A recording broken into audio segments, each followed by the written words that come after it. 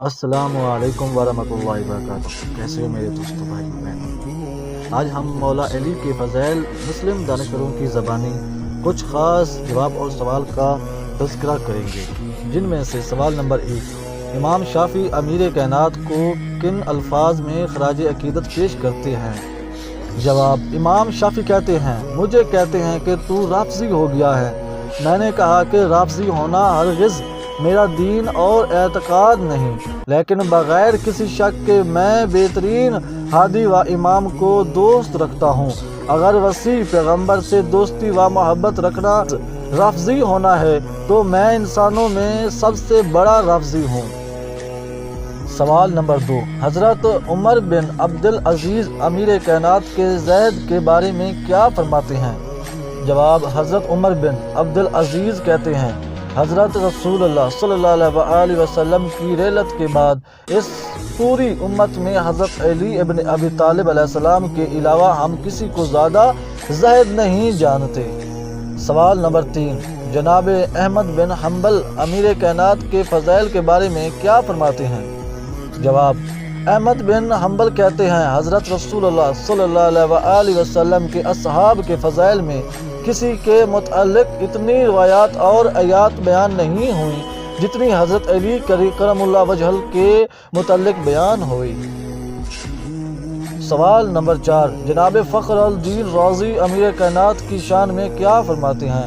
جواب، جناب فخر الدین رازی کہتے ہیں، جو کوئی دین میں حضرت علی ابن ابی طالب علیہ السلام کو اپنا رہبر و پیشوا تسلیم کرے گا وہی کامیاب ہے، اور اس کی دلیل خود پیغمبر اسلام صلی اللہ علیہ وآلہ وسلم کا فرمان پاک ہے۔ آپ نے فرمایا، پروردگار حق کو ادھر پھیر دے جدھر علی ہوں۔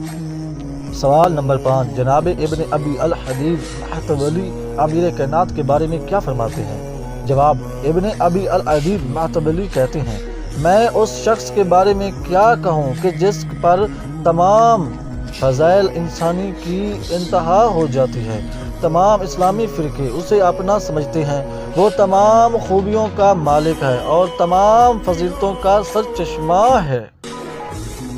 سوال نمبر 6، جناب ابو حنیفہ کا امیر کائنات اور حق کے بارے میں کیا فرماتے ہیں؟ جواب، ابو حنیفہ کہتے ہیں، کسی ایک نے بھی علی سے جنگ و عدل نہیں کیا مگر یہ کہ علی علیہ السلام اس سے اعلیٰ اور حق پر تھے۔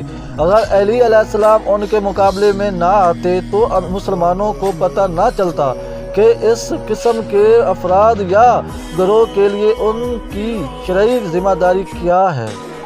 سوال نمبر 7، ابن صباغ مالکی امیر کائنات کے حکمت امیز کلمات کے بارے میں کیا فرماتے ہیں؟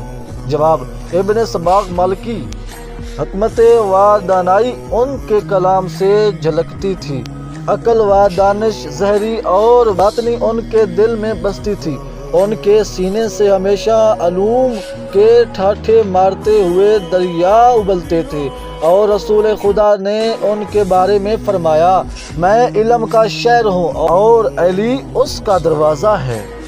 سوال نمبر 8، خطیب خوارزمی مولائی کائنات کے کمالات اور فضائل کے بارے میں کیا کہتے ہیں؟ جواب، خطیب خوارزمی کہتے ہیں، امیر المومنین علی علیہ السلام شجاعت و بہادری کا مرکز، علم نبوت کا وارث، قضاوت میں سب صحابہ سے بڑھ کر دانا، دین کا مضبوط قلعہ، امین خلیفہ، ہر اس انسان سے زیادہ دانا اور عقل مند جو اس روئے زمین پر ہے اور آسماں کے نیچے ہے، وہی ہدایات کا سرچشمہ ہے، وہی اندھیروں میں چراغ ہے، اصل دنائی وہی ہے۔ سوال نمبر 9، جناب زم خشری کا امیر کائنات کے فضائل کے بارے میں کیا کہنا ہے؟ جواب، زم خشری کہتے ہیں، میں اس مرد کے فضائل کے بارے میں کیا کہوں کہ جس کے دشمنوں نے اپنے حسد اور کینہ کی وجہ سے اس کے فضائل سے انکار کیا، اور اس کے دوستوں نے خوف و ترس کی وجہ سے اس کے فضائل چھپائے، مگر اس کے باوجود اس کے فضائل دنیا میں اتنے پھیلے کہ مشرق و مغرب کو گھیر لیا۔ اللہم صلی علی محمد و آل محمد۔